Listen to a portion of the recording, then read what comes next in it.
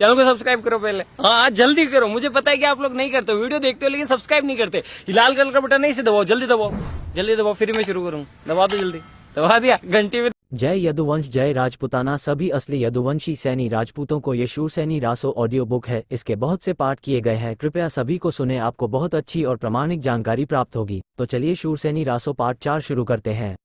खोखर आज भी पंजाब और जम्मू के सैनी यदुवंशी क्षत्रियों की बहुत सी शाखाओं का उपगोत्र है।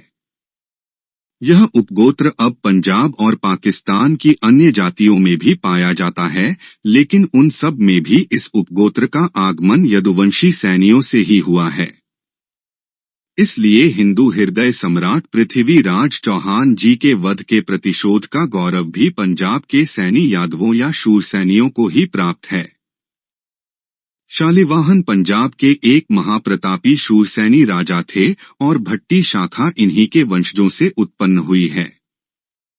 राजा शालिवाहन को शकों को पराजित कर अफगानिस्तान तक का इलाका जीतने के लिए शाकारी कहा जाता है। भारत के शक संवत का उद्घोष प्राचीन पंजाब के वृष्णि संघ की शूरसैनी सेना के द्वारा शकों पर विजय प्राप्त करने के दिवस से ही हुआ।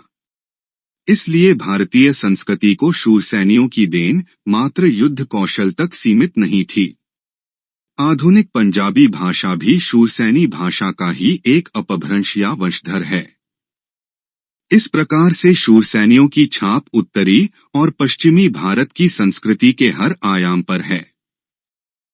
खालसा पंथ की उत्पत्ति से पहले खैबर दर्रे के रखवाले और हिंद की चादर शूरसैनी अर्थात सैनिक क्षत्रिय राजपूत ही थे।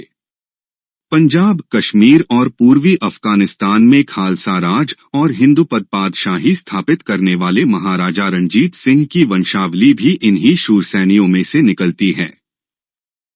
श्री कृष्ण सैनी थे, एक ऐतिहासिक तथ्य। इस ऐतिहासिक तथ्य का भी विस्मरण न हो कि महाभारत में श्री कृष्ण और उनके कुटुंब के यादवों को श्री कृष्ण के दादा महाराजा शूरसेन के नाम के पीछे शूरसैनी कहकर बार बार संबोधित किया गया है।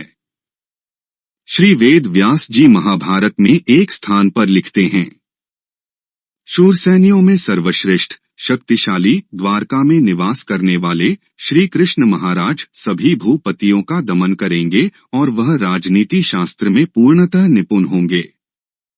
महाभारत अनुशासन पर्व 13:147।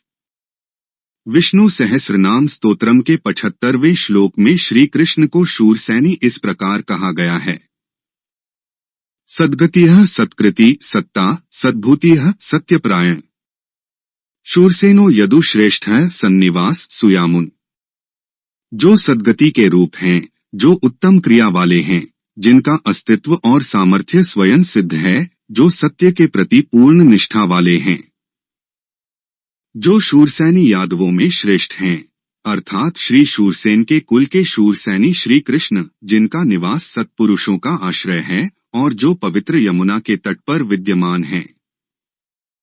कुछ अल्पज्ञ टीकाकार, जिन्हें शास्त्र और संस्कृत व्याकरण का पूरा ज्ञान नहीं है, यहाँ पर संज्ञात्मक शूरसेन शब्द को विशेषण भाव वाले शूरवीर रूप में अनुवादित करते हैं, जो कि पूर्णतः त्रुटिपूर्ण है। शूरसेना का अभिप्राय इस श्लोक में श्री कृष्ण के पारिवारिक नाम, जो प्राकृत भाषा में शूरसैनी है, उसी से ही है, क्योंकि यह शब्द महाभारत और पुराणों में केवल श्री कृष्ण के पितामह महाराजा शूरसेन और उनके कुटुंब के यादवों के लिए ही प्रयोग होता है।